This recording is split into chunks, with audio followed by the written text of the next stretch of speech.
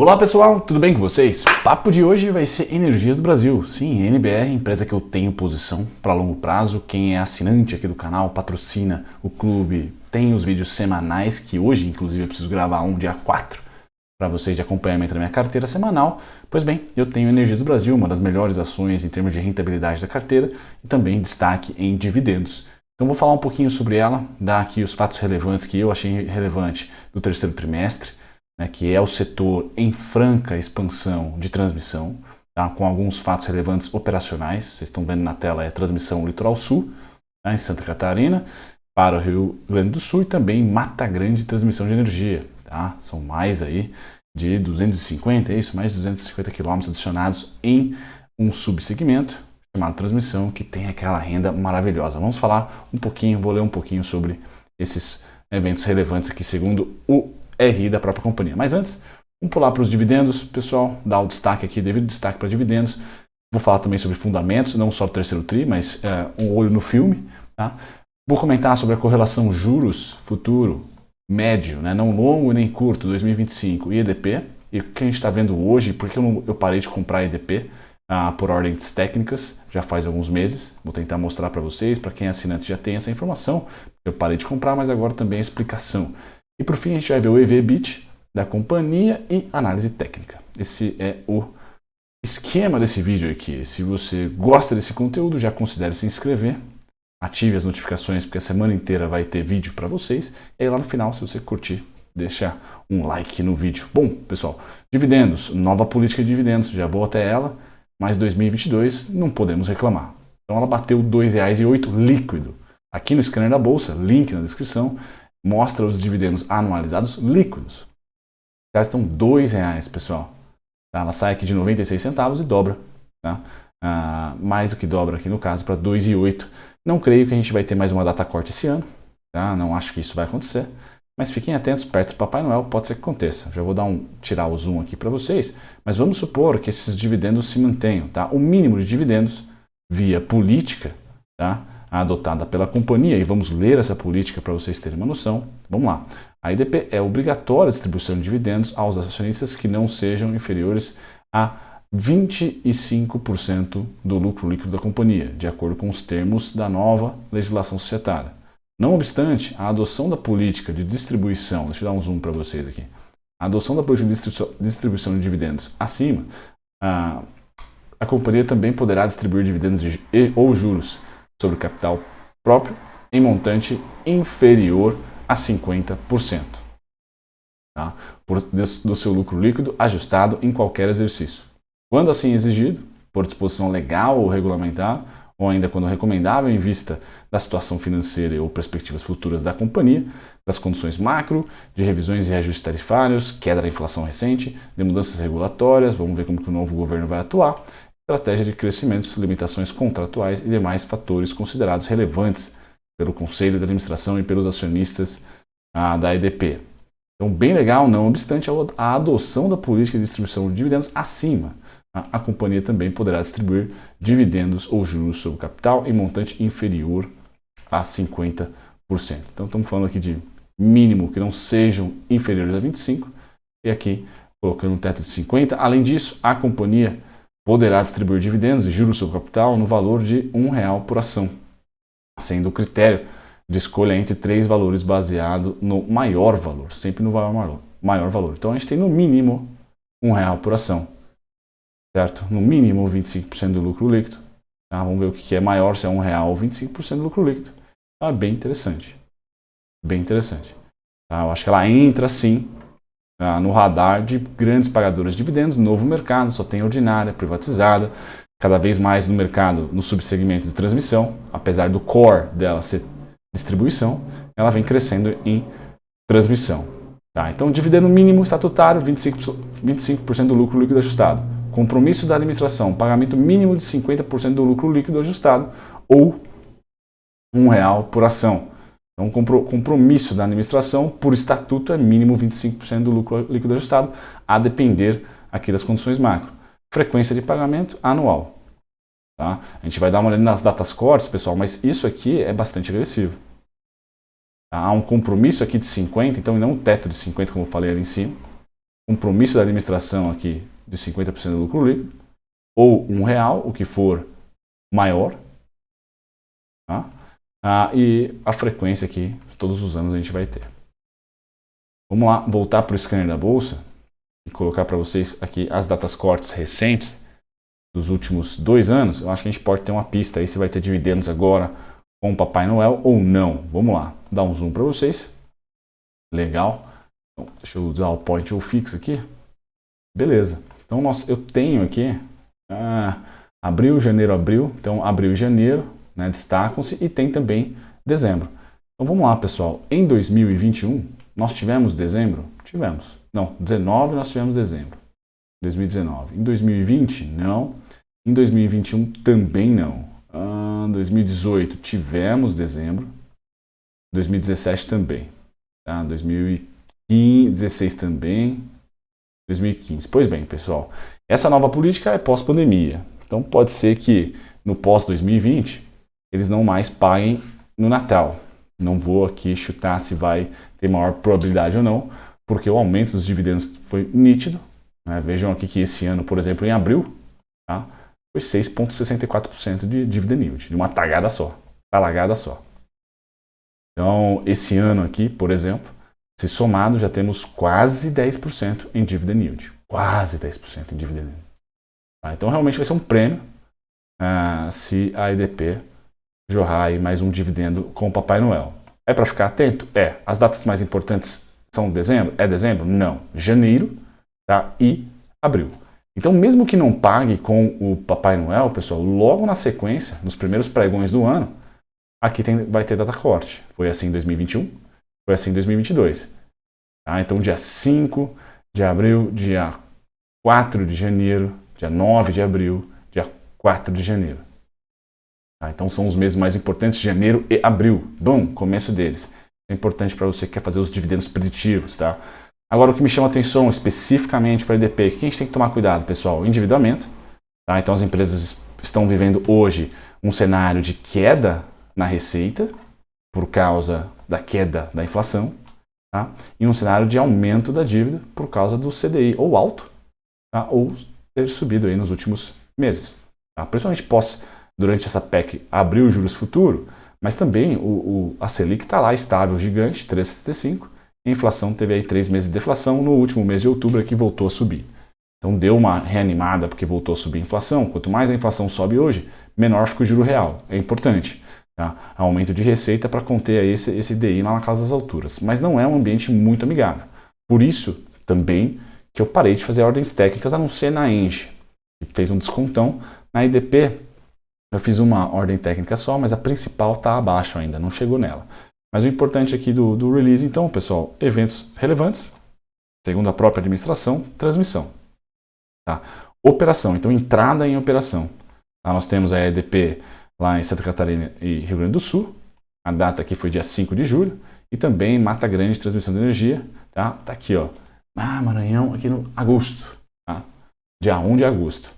Tá? Se somado aí dá mais de 250 quilômetros de extensão de transmissão. Tá? Aqui o próprio R fala um pouquinho, tá? de como estão aqui outras revisões tarifárias que tendem a ser um pouquinho para baixo. Tá?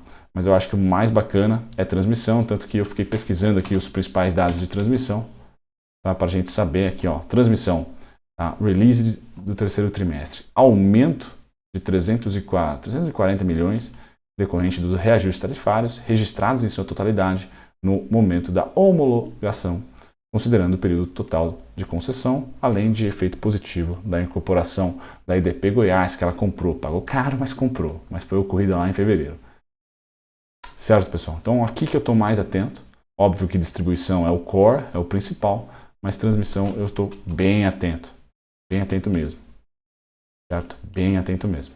A transmissão, aumento de 366 milhões, decorrente dos efeitos já mencionados. O que mais que eu trago aqui? Então, formação da margem bruta, transmissão, ajudou e bastante aqui, ó. Tá? Ajudou e bastante. Depois de distribuição, foi a que mais ajudou. Tá? Foi a que mais ajudou. Então, fico atento como acionista a transmissão, pessoal. É ali que eu acho que é bem interessante. Bem interessante mesmo. Certo? E o release é bem completo, então eu não vou passar aqui por todos. Tá? Mas a companhia, na minha opinião, reportou bons resultados. A gente tem que ficar atento só com dívida. Tá? E a composição da dívida, o próprio site do RI tem, não precisa necessariamente vir aqui, tá, para o release. Tá? Mas fala também da dívida hoje aí. Para além disto, continuamos focados em nosso compromisso de manter a otimização da estrutura de capital através de uma alavancagem balanceada de 2,4 vezes dívida líquida EBITDA. Está ok, é alta, perto dos últimos 3 anos, sim, mas está ok ainda. E atende aí os parâmetros estabelecidos pela política de dividendos. Então não me parece que em 2023 nós teremos aí a falta de dividendos ou algum percalço com dividendos. O filme, pessoal, aqui é DRE com fonte Fundamentei, uma empresa que aproveitou o período inflacionário para ganhar margem e ganhou, sai de 6% lá em 2017 e está vindo para 13% para o segundo ano seguido. Então isso é bom, também mostra um aumento da transmissão na composição da receita, que tem maior margem, então é legal. Tá? Óbvio que geração de energia, tem menos clientes, é bacana para se investir, é menos doloroso que uma distribuição que tem diversos clientes, sem dúvida. Transmissão nem se fala, né? Uma maravilha, né? Quase que uma renda fixa também. Mas essas empresas que são distribuidoras, que fazem também trade, né? que estão investindo nesses novos leilões que aconteceram, e agora também tem parte de transmissão, são interessantes. No caso, EDP eu gosto, assim como Equatorial também eu gosto. Tá? A dívida líquida sobre EBITDA deu uma forçadinha aqui já, a administração colocou 2,4 sobre o EBITDA ajustado, aqui no Fundamentei sobre o EBITDA, tá? 2 vezes. Tá? O lucro chegou, tá? Com aumento de margem, ROI aqui quase de 20%. Tá? Então não tenho o que falar, reloginho, e aqui o Fundamentei também dá o retorno histórico, em 11 meses 12%. Então esse ano aqui batendo a inflação por pouco, mas batendo. Em 8 anos 208, em 17 anos 741, retorno anual aí de aproximadamente 13%, é isso que eu espero mesmo de uma companhia como essa. Tá? É aquele reloginho, certo?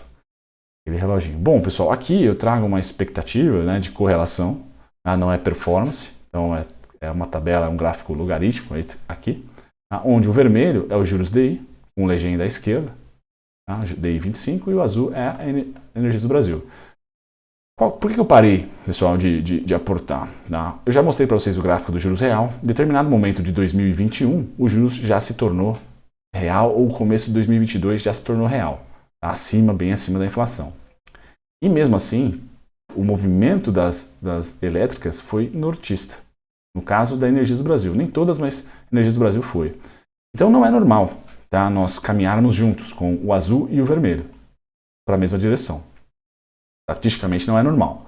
Aí aqui eu mostro para vocês um passado não tão distante, 2016, etc., onde os juros cedeu, aí sim a EDP subiu.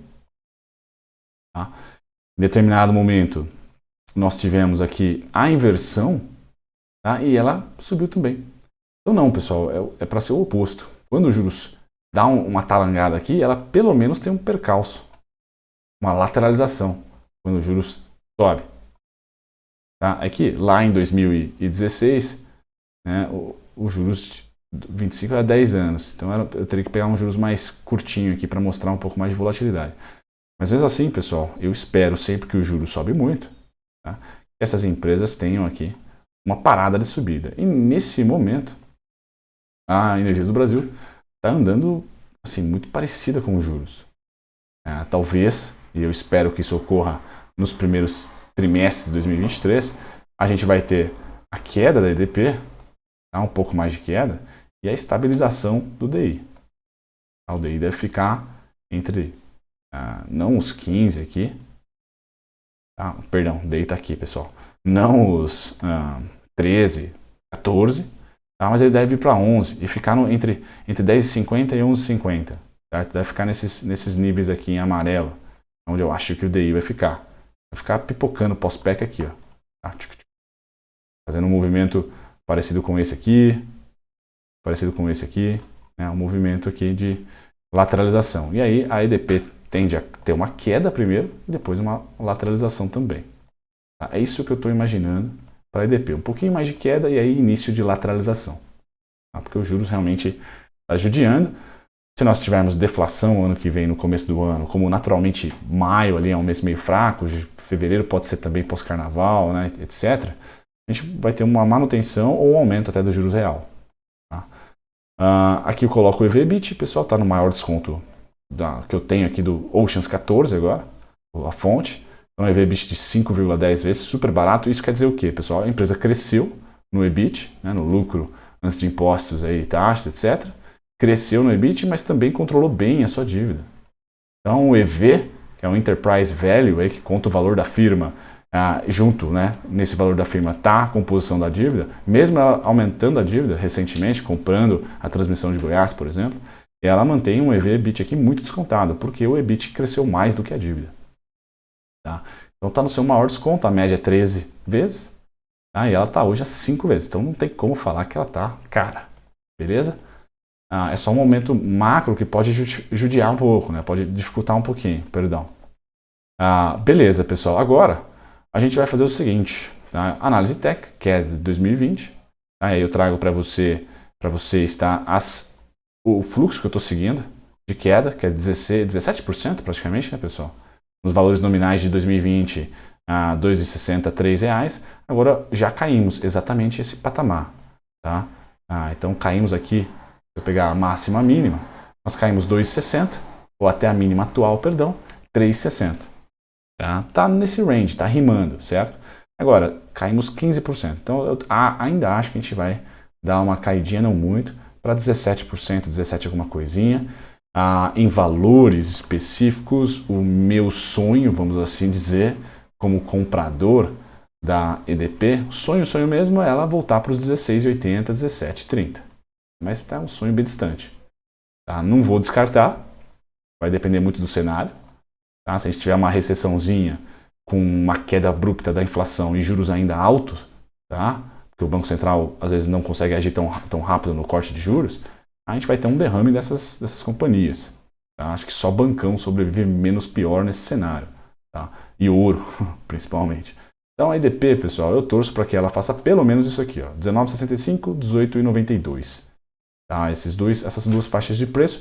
E aí sim, a partir de pelo menos essa região aqui, ela começa a lateralizar. Tá? Ela passe aí um semestre em um retângulo, a gente pode pôr entre 21,47 e 18,90. Passe nesse retângulo assim, só acumulando. Tá? Eu sei que parece estranho, mas essas empresas tendem a fazer isso de tempos em tempos. Assim como ela fez entre junho de 2020 até agosto, um ano de 2021. Então, não seria novidade para a companhia. Fez aqui também, ó, de fevereiro de 2019 até novembro de 2019, lateralização.